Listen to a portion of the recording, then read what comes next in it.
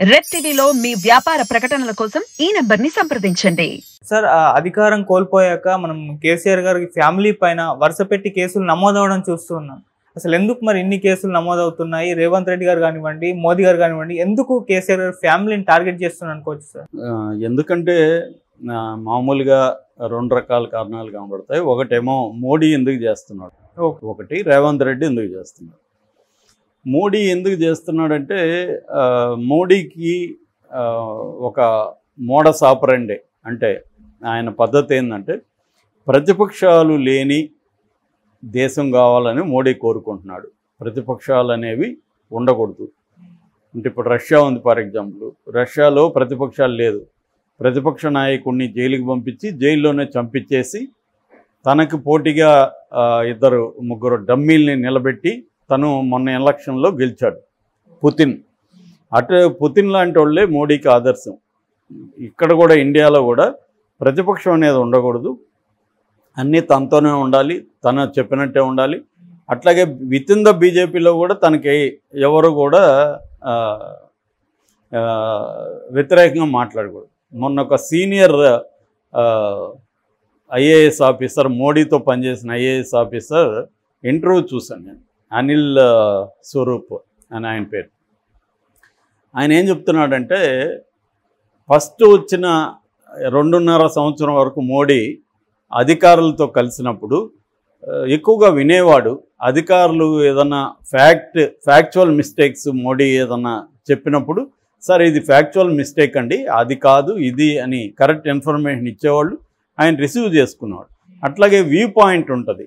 మోడీ ఒక అభిప్రాయం చెప్పినప్పుడు, సార్ ఇలా చేస్తే ఈ ప్రాబ్లం వస్తుంది సార్, నా అభిప్రాయం అయితే ఇలా చేయొచ్చు అని వ్యూ పాయింట్స్ కూడా వాళ్ళు చెప్పేవాడు. అంటే ఫ్యాక్చువల్ మిస్టేక్స్, వ్యూ పాయింట్స్, ఈ రెండు చెప్తే ఆయన వినేవాడు, రిసీవ్ చేసుకునేవాడు, దానికి అనుగుణంగా స్టెప్స్ వేసేవాడు. ఒక్కోసారి తెలిసి కూడా ఫ్యాక్చువల్ మిస్టేక్ అని తెలిసి కూడా పొలిటికల్ గెయిన్స్ కోసం ఎవరైనా కూడా దాన్నే క్యారీ చేసే సందర్భాలు కూడా ఉంటాయి. అది అర్థం చేసుకోవచ్చు. కానీ అసలు ఫ్యాక్చువల్ మిస్టేక్ అని ఎవరు చెప్పకపోతే ఫ్యాక్చువల్ మిస్టేక్సే కంటిన్యూ అవుతుంటాయి. అందుకని సీనియర్ ఐఏఎస్ ఆఫీసర్లు, సెక్రటరీలు వీళ్ళంతా ఎందుకుంటారంటే రాజకీయ నాయకులకు అన్ని విషయాలు తెలియదు కాబట్టి, ఆయా రంగంలో వాళ్ళు ఎప్పటి నుంచో పనిచేస్తుంటారు కాబట్టి వాళ్ళు సార్ ఇది ఫ్యాక్చువల్గా ఇది అనేది వీళ్ళకి చెప్తారు. అట్లాగే వ్యూ పాయింట్స్ కూడా చెప్పడం ఇంపార్టెంట్. ఫస్ట్ 2.5 సంవత్సరం మోడీ రిసీవ్ చేసుకున్నాడు. తర్వాత ఏమైందో తెలియదు కానీ ఎవరు కూడా ఫ్యాక్చువల్ మిస్టేక్ చెప్పకూడదు, తర్వాత వ్యూ పాయింట్ చెప్పకూడదు. మోడీ ఏం చెప్తే అదే వినాలి. బయట ప్రైవేట్ మీటింగుల్లో చెప్తారు కానీ మోడీ ముందు ఎవరు కూడా చెప్పే పరిస్థితి లేదు. అలాగా మారిపోయింది పరిస్థితి అనేది ఆయన చెప్తున్నాడు. అది డెమోక్రసీకి చాలా కష్టమవుతుంది, దేశం గ్రోత్కి అది మంచిది కాదు అనేది ఆయన బాధపడుతున్నాడు. ఆయన బుక్స్ కూడా 2-3 పుస్తకాలు రాశాడు తన అనుభవాలు. సో అంటే ఇది మెల్లగా ఏమవుతుందంటే ఒక రకమైన ప్రతిపక్షాలు లేని భారతదేశం, అంటే ఆయన ఓపెన్గానే చెప్తున్నాడు కదా, కాంగ్రెస్ ముక్త భారత్. ఎందుకు కాంగ్రెస్ అని ముక్త భారత్ కలిగించాలి? ఎప్పుడైనా ప్రజాస్వామ్యంలో ప్రతిపక్షం అనేది బలంగా ఉన్నప్పుడే ప్రజాస్వామ్యం ఉంటుంది. ఆ ప్రతిపక్షాలు ఏమీ లేనప్పుడు ఈయన ఏం చెప్తే అదే ఫాలో అవ్వాల్సి వస్తుంది. ఫైనల్గా ఒక ప్రెసిడెన్షియల్ ఫామ్ ఆఫ్ గవర్నమెంట్ని ఆయన ప్లాన్ చేసుకుంటున్నాడు. విత్ ఇన్ బీజేపీలో కూడా ఆయనకి యాంటీగా మాట్లాడేవాళ్ళు. కాంగ్రెస్లో మనకు అది కాదు. కాంగ్రెస్లో ఈవెన్ ఇందిరాగాంధీ పీరియడ్లో కూడా ఒక సిండికేట్ ఉండేది ఆమెకి యాంటీగా. సో అలాంటి ఒక ప్రతి ప్రధానమంత్రికి ఒక యాంటీ బ్యాచ్ ఉంటుంది ఎప్పుడు కాంగ్రెస్లో. దానివల్ల ఎంతో కొంత ఇంటర్నల్ డెమోక్రసీ ఉంటుంది. ఇక్కడ ఇంటర్నల్ డెమోక్రసీ పార్టీలో బీజేపీలో లేదు, బయట ఉండకూడదు అనేది ఆయనది. అందుకని ప్రతి రాష్ట్రంలో కూడా తను ఏం ఫోకస్ చేస్తున్నాడంటే ఉంటే తనతో ఉండాలి లేదా జైల్లో ఉండాలి, కానీ బయట తనకి యాంటీగా ఎవరూ ఉండకూడదు అనేది ఆయనేది. ఇప్పుడు దేశవ్యాప్తంగా ఎదురులేని పరిస్థితి వచ్చింది. ఒక్క కాంగ్రెస్ మాత్రమే ఆయనకి వ్యతిరేకంగా ఉంది. తర్వాత మమతా బెనర్జీ కూడా సైలెంట్ అయిపోయింది. ఈయన సైలెంట్ అవ్వలేదు కాబట్టి కేజ్రీవాల్ని లోపలేశారు, హేమంత్ సోరెన్ని లోపలేశారు. ఇంకా ఆయనకు ఉన్నది తమిళనాడులో స్టాలిను, పినరయి విజయను, తర్వాత సిద్ధరామయ్య. ఇటు జగన్ ఎప్పుడో సరెండర్ అయిపోయాడు, చంద్రబాబు సరెండర్ అయిపోయాడు. ఇక్కడ సరెండర్ అయినా కూడా ఒక్కోసారి చేస్తారు, నీతో ఉన్నా కూడా చేస్తారు. అది కూడా ఒకటి డేంజర్ ఉంది.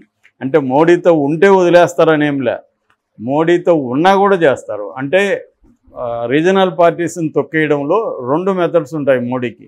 ఒకటి నిన్ను నీతో స్నేహం చేసి నిన్ను తొక్కేయడం, నీతో శత్రువుగా ఉండి నిన్ను తొక్కేయడం. అంటే నిన్ను ఎనిమిగా ట్రీట్ చేయడం, ఫ్రెండ్గా ట్రీట్ చేయడం, ఈ 2 విధాలుగా కూడా తొక్కేస్తాడు. అంటే ఫర్ ఎగ్జాంపుల్ ఇప్పుడు తమిళనాడులో అన్నాడీఎంకి ఫ్రెండ్లీగా ఉండే దాన్ని చీల్చారు.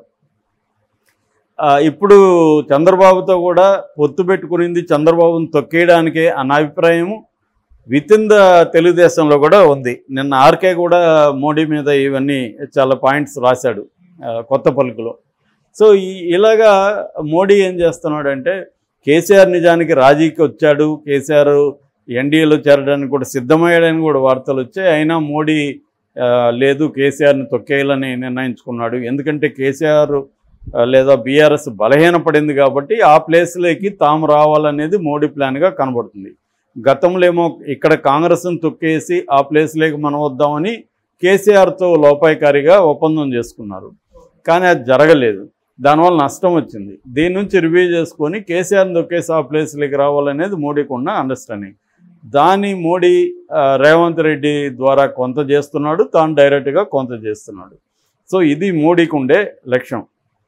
అందుకని ఇప్పుడు ఈవెన్ కర్ణాటకనే ఇబ్బంది పెడుతున్నాడు. తమిళనాడులో ఆల్రెడీ డిఎంకేకి సంబంధించిన 2 మినిస్టర్ని లోపలేశారు. నిన్ననే పినరయి విజయన్ ఒక 1 వీక్ బ్యాక్ సుప్రీంకోర్టులో ఒక పిటిషన్ వేశాడు. అదేంటంటే మా రాష్ట్రానికి సంబంధించిన దాదాపు 4 బిల్లులు ప్రెసిడెంట్ దగ్గర 2 ఏళ్ళ నుంచి పెండింగ్లో ఉన్నాయి, మీరు దయచేసి ఆమెకు చెప్పి ఆ బిల్లులను పాస్ చేయించండి అని అడిగే పరిస్థితి వచ్చింది. అంటే బిల్లుల్ని ఆపిచ్చేయడం. ఇక్కడ కూడా మనకి తమిళసై ఉన్నప్పుడు దాదాపు 9 బిల్లుల్ని ఆపిచ్చేశారు. అట్లాగే కర్ణాటకలో కరువు, మా రాష్ట్రంలో కరువు ఉంది, మేము డబ్బులు అడుగుతూ ఉంటే ఇవ్వట్లేదు, మీరన్నా చెప్పి ఇప్పించండి అని సుప్రీంకోర్టుకి సిద్ధరామయ్య వెళ్ళాడు. అంటే రాష్ట్రాలకు ఫండ్స్ ఇవ్వకుండా ఇబ్బంది పెట్టడం, తమకి వ్యతిరేకంగా ఉన్న రాష్ట్రాలని వాళ్ళ మీద కేసులు పెట్టడం, రకరకాల పద్ధతుల్లో ఆ పార్టీలని తొక్కేయడం అన్న ఒక స్ట్రాటజీని బీజేపీ అనుకరిస్తుంది. అందులో భాగంగానే కేసీఆర్ మీద, ఫ్యామిలీ మీద కేసులు మొదలైనాయి. ఇక్కడ రేవంత్ రెడ్డికి ఏముందంటే, రేవంత్ రెడ్డికి కూడా మోడీకి ఏ లక్ష్యం ఉందో రేవంత్ రెడ్డికి అదే లక్ష్యం ఉంది. కేసీఆర్ని తొక్కేస్తే కాంగ్రెస్ బీజేపీ ఉంటాయి అనేది రేవంత్ రెడ్డికి ఉంది. రేవంత్ రెడ్డికి భయం కూడా ఉంది, ఎందుకంటే ఆయనకు అబ్సల్యూట్ మెజార్టీ లేదు. 66 మ్యాజిక్ నెంబర్ అయితే 66 60 మ్యాజిక్ నెంబర్ అయితే నేను ఆంధ్రప్రదేశ్లో 88. సో ఇక్కడ 60 అయితే ఓన్లీ 65 ఉన్నాయి. 65లో కూడా 1 సిపిఐ, సో 5 ఉన్నాయి. సో ఈ 5లో ఏ 10 లాగేసుకుంటే ఆయన ప్రభుత్వం పడిపోతుంది. అందుకని ఆయన ఏం చేస్తున్నాడంటే బీఆర్ఎస్ని తొక్కేయాలన్న ప్లాన్లో ఆయన ఉన్నాడు.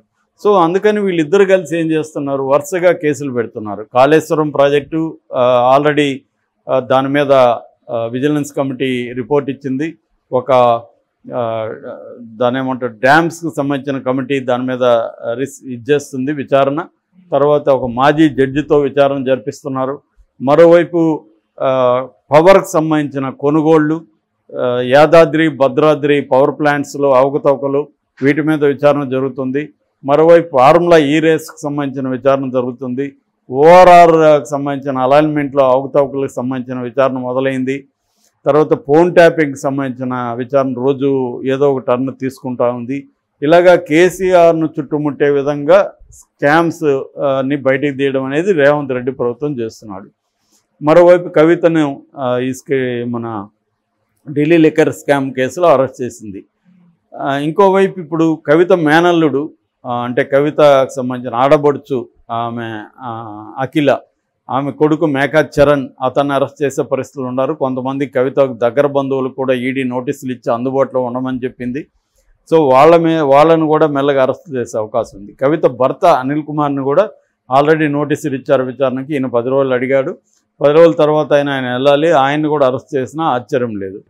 ఇప్పుడు కేసీఆర్ అన్న కొడుకు కన్నారావుని ఓఆర్ఆర్ ప్రాజెక్టులో రంగారెడ్డి జిల్లా ఆదిపట్లలో 2 ఎకరాలని ఆక్యుపై చేసుకున్నాడని ఆయన మీద కేసు పెట్టారు.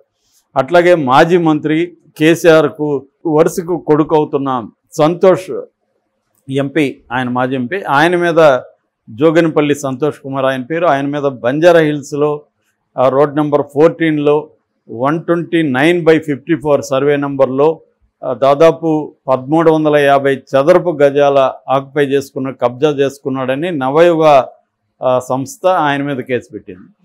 ఆయన దాన్ని ఖండించాడు. నేను అది కొనుక్కున్నాను, 3,80,00,000 డబ్బులు పెట్టి నేను అది సేల్ డేట్ కూడా ఉంది, కొనుక్కున్నాను అనేది ఆయన ఇస్తున్నాడు.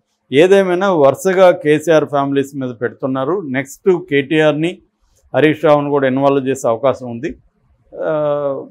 కేసీఆర్ ఏమో ఒకవైపు నేను ఎన్డీఏలో చేరుతానని తీవ్రంగా అయితే ఆయన ప్రయత్నాలు చేస్తున్నారు. ఈరోజు కూడా ఒక వార్త వచ్చింది, ఎలక్షన్ తర్వాత ఎన్డీఏలో కేసీఆర్ చేరే అవకాశం ఉందని.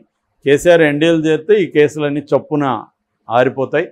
లేదంటే మాత్రం కేసీఆర్, కేటీఆర్, హరీష్ రావు, కవిత, అనిల్ వీళ్ళందరూ కూడా జైలుకి వెళ్ళే పరిస్థితి అయితే ఉంది.